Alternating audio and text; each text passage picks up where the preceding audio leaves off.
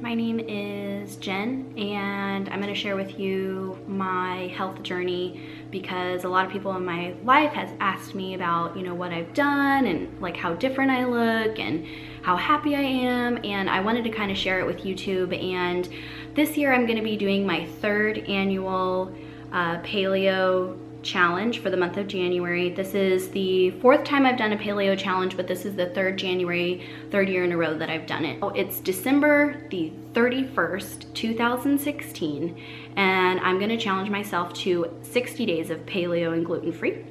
And I am going to set my goal to run a half marathon this year and a triathlon. So I'm gonna take you on my journey with me when I do this 60 days. It's gonna be very public since it's gonna be on YouTube, and it's gonna be kind of embarrassing because I'm even gonna show you guys before and after pictures like I had done before. I'm gonna show you guys, the trials and tribulations of what it actually is like. So in December of 2014, my husband surprised me with the greatest Christmas gift ever. He said, we're gonna be going to Singapore and Thailand, and we're gonna be going for a couple weeks. And by the way, we leave in a month. Well, at that time, I was constantly going to the doctor, constantly getting blood drawn for my hypothyroidism and my, constant stomach pain. They thought I had IBS or Crohn's disease. And the thought crossed my mind is, am I gonna be able to walk around, not be tired, and really enjoy my trip with my husband? And the answer was no. I wasn't gonna be able to do that. So it was then that I decided to make a change in my life. And I decided to go gluten-free, sugar-free, paleo. And I did that all of January 2015. It wasn't easy. I felt miserable and horrible as my body was coming off of all of the sugar that I was so accustomed to, and it was really hard at first. And once I started going through the month of January, I was able to make it easier. Every day became easier. I learned better recipes. I learned, things that I could do to make it happen, meal prep, so that way it wasn't a daunting thing every single day to try to pack a healthy lunch. And I really made some significant changes in my life.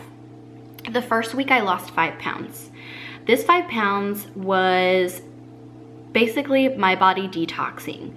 I was so addicted to sugar, bread, gluten, all of that contains, that my body lost a bunch of water weight, and it was kind of, in a way, going into shock. And after that first week, things got better. At the end of the first month that I did in January 2015, I had lost 10 pounds, which is right on the cusp of being normal to unhealthy amount of weight to lose in 1 month, but I did. And we went to Singapore, and then we went to Thailand, and we were there for 2 weeks, and it was an amazing vacation. I didn't feel tired. I felt great. I felt refreshed. I felt like a whole new person, and I knew I was never gonna go back to that person that I was before. So I didn't do my next paleo challenge until January of 2016. But that year I had learned so much about the food that I eat, how it makes me feel, and the life changes that I had wanted to make, that I was able to make those changes throughout the year, still eat what I wanted to eat, every now and then, but really change how I ate. And so the reason why I knew that I had an emotional attachment to food, you're in Costco, we were at the checkout line, and I look up and I see all that food, all those huge photos that they have, and they have that greasy hot dog up there, kind of steaming, and I knew I couldn't have it. And when I knew I couldn't have it, I started to sob inside of Costco. And this is embarrassing to tell, but it's true. I started crying in the middle of Costco because I couldn't have that hot dog. I got into the car and I just let out these huge gulping sobs, and my husband is like, what is wrong? I told him, and yeah, it was embarrassing to tell your husband I'm crying over a freaking hot dog, but I was. And he's so sweet, he's so nice, and totally, has such empathy for what I was going through. But it really set in me a huge lesson, and that was that I had an emotional attachment to food. Food made me feel better. So I want to talk about my food choices. Before I made this change, oh my God, I was I used to live in Italy. I'm addicted to pasta. I love pasta. Any type of pasta, mac and cheese, whatever it is, I loved it. So every time we went to a restaurant, that's what I ordered, which is okay if you're not going out to eat all the time, but that's what I loved. When we first got married, all I knew how to make was pasta and sauces. So our first year of marriage was all about eating pasta. I know. And I gained a little bit of weight. You know, when we first got married, I was at an okay weight on our wedding day. You know, could be in a little bit more shape, could be a little bit more toned, but I did gain a little bit of weight. And I'm gonna show you when I was at my heaviest here. So this was me before, and I weighed about 156 pounds, and I was very unhealthy, very sickly. I was taking medication. I was taking, you know, 5 different kinds of pills. Now I require absolutely no medication. I feel like after I made these changes, got my body off of sugars and being addicted to sugar and bread and things like that, it was like a chemical change. It was like something inside of me woke up and I became the person who I am, and that's a happy person. And you know, now, you know, I'm up for anything. You know, in the summers we go hiking, you know, in the winters I snowboard now. Like, what the heck, I snowboard. I also started running. Oh my gosh, if you would have told my 2014 self that I would run 10Ks and that I would be training for a triathlon, I would have been like, you're absolutely crazy. That's not me. Somebody kidnapped my body and is doing that for me. But yes, it's true. That's who I am now. So I want to share my journey with the world on YouTube. Yes, it's going to be embarrassing. Yes, it's going to be wide open. But I want to share my journey because these changes made my life so much better. And in today's society where everything is all about, you know, image and food, I want to kind of offer a different version. I want to talk about being healthy versus being overweight or obese. They're 2 totally different things. So before, if you had tried to make me run a 10K, a 5K, or even run for 30 seconds, I wouldn't have been able to do it. Even though I was not an obese person, I was a very unhealthy person. A friend of mine recently ran a half marathon, and I look in the background of her pictures, and it is a normal thing to find people in the background. They're not the skinny runner's body, crazy health nuts that you think. But, you know, and a lot of them are overweight, but they're able to complete that challenge. Why? Because their body is healthy enough to do it.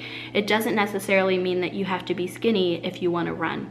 So my husband is actually a triathlete. He was on the Texas A&M triathlon team, and I went to all of his events and watched so many races, so many, you know, I was around so much health stuff, but I wasn't healthy. I wasn't going to be the one to go out there and run. I was never going to do a triathlon. Like, no, you're crazy. But I was there for my husband. So I've been around, you know, the health craze for many, many years. And it wasn't until I got my life together that I finally got it. I finally said, I get it. I get why these people are doing this. I used to think that they were crazy. No, I get why these people are doing this. And it was kind of cool because I was able to compete in a couple of my own races. The first year that I did this paleo challenge, I did a 10K. I ran it right here in Maple Valley, Washington. I did it in 1 hour and 17 minutes. The next year I did another 10K challenge. I ran it at Columbia Winery this year, and I did it I just wanted to beat my last year's time, and I did it in 1 hour and 13 minutes. So it is possible to go from absolutely nothing, thinking those people are crazy, to actually doing it yourself. And I want to take you on my gluten-free paleo journey. No, it's not rainbow, sunshine, and butterflies. No, you're not going to have everything handed to you and lose weight or, you know, be healthy without any work. It's hard. And let me tell you, all those, you know, infomercials that you have, or people saying, oh, this product, you got to have this product, it's going to help you lose weight, you don't even have to exercise. No, that's not true.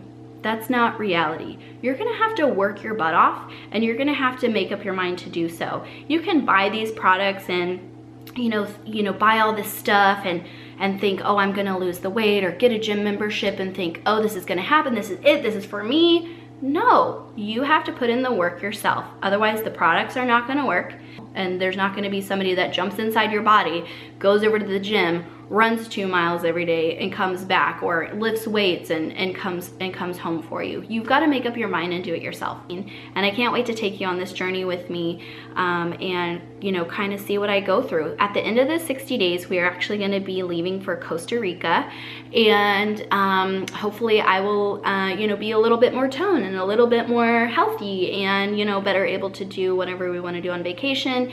And I'm just excited that I finally get to share with everybody, with the world, and with my friends, what I've done, why I look so different, why I'm a lot happier than I used to be. And maybe you can make that change as well about going gluten-free. Even if it's just for a month, it'll change your life forever. You'll feel so much better, and you'll be a happy and healthier you.